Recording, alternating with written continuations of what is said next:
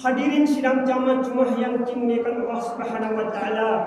Pertama dan utama marilah kita panjatkan rasa puja syukur kehadirat Allah Subhanahu wa taala yang telah melimpahkan rahmat hidayah kepada kita sekalian sehingga kita sekalian dapat menunaikan salat Jumat dan nanti insyaallah dilangsungkan dengan salat berjamaah. Hadirin yang dimuliakan Allah Subhanahu wa taala, marilah kita senantiasa meningkatkan iman dan takwa kita kepada Allah Subhanahu wa taala, yaitu menjalankan segala perintah-perintahnya dan menjauhi segala yang dilarang oleh Allah Subhanahu wa taala.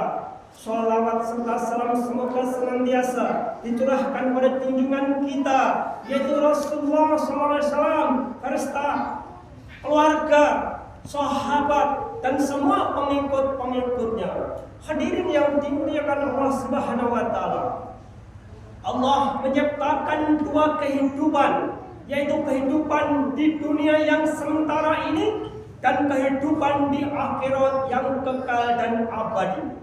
Di akhirat Allah Subhanahu wa taala menyiapkan dua jalan, yaitu jalan menuju ke surga dan jalan menuju ke neraka. Jadi kehadiran kita ke dunia ini bukanlah permintaan kita, tetapi itu semua adalah kehendak dan seizin Allah Subhanahu wa taala.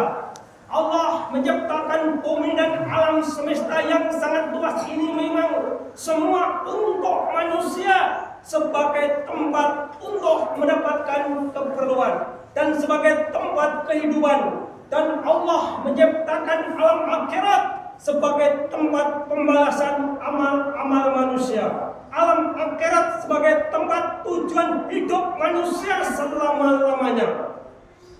Kehidupan di dunia ini sementara. Penderitaan atau kesengsaraan yang kita alami, yang kita rasakan, betapapun beratnya hanya bersifat sementara.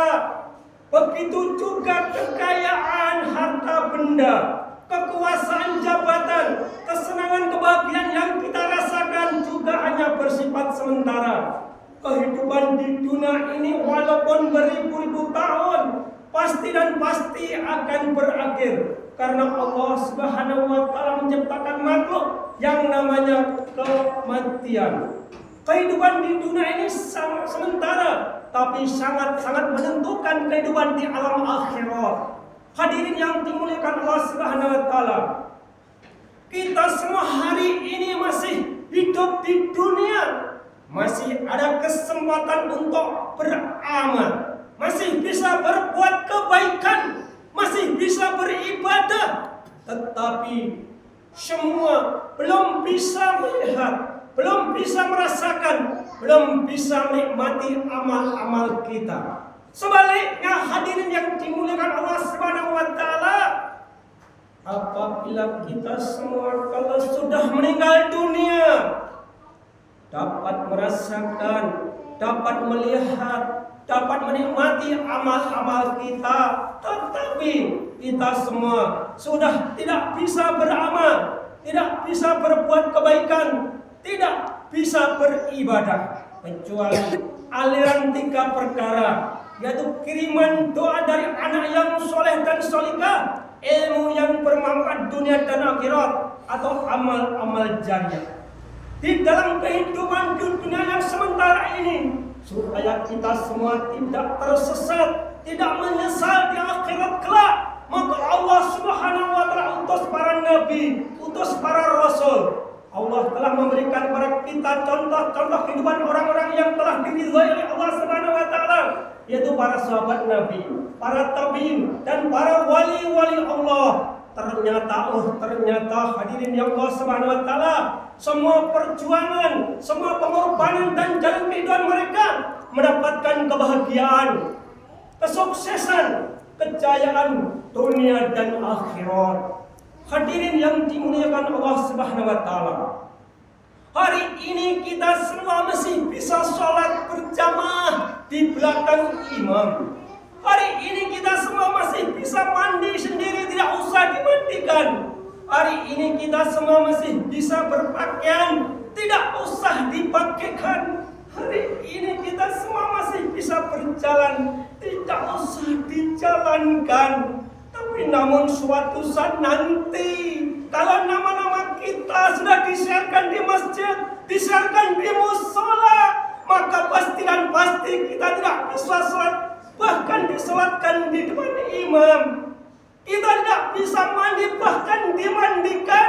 Kita tidak bisa memakai pakaian, bahkan kita dipakaikan kain kafan hadirin Allah Subhanahu wa taala.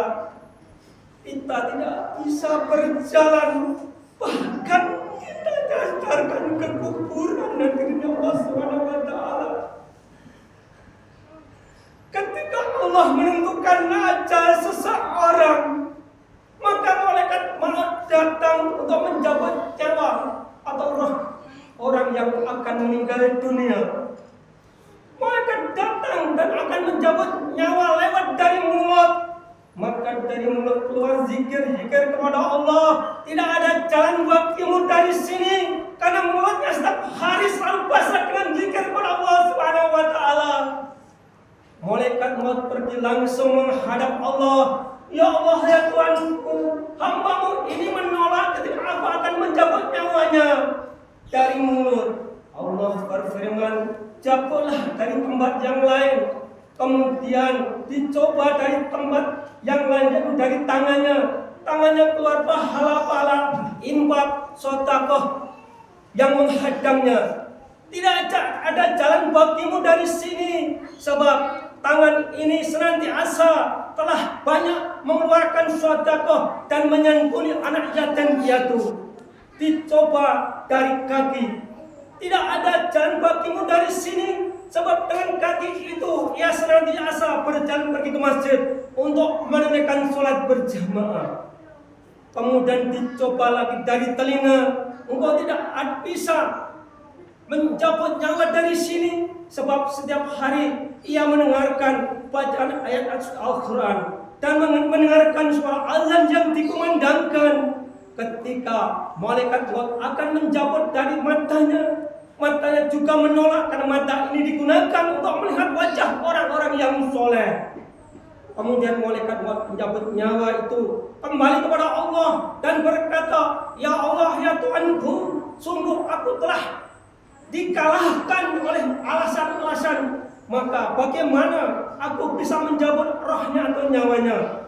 Maka Allah berfirman, tulislah asmaku di telapak tanganmu dan tunjukkan kepada roh orang yang beriman. Maka roh orang yang beriman itu melihatnya dan cinta kepadanya. Kemudian keluarlah roh orang-orang yang beriman dari mulutnya. Inilah berkah asma Allah Subhanahu wa taala, sehingga hilanglah rasa sakit orang yang akan meninggal dunia saat ketika akan dicabut nyawanya. Hadirin yang Allah Subhanahu wa taala, mungkin hanya di sini saja apa yang dapat kami sampaikan.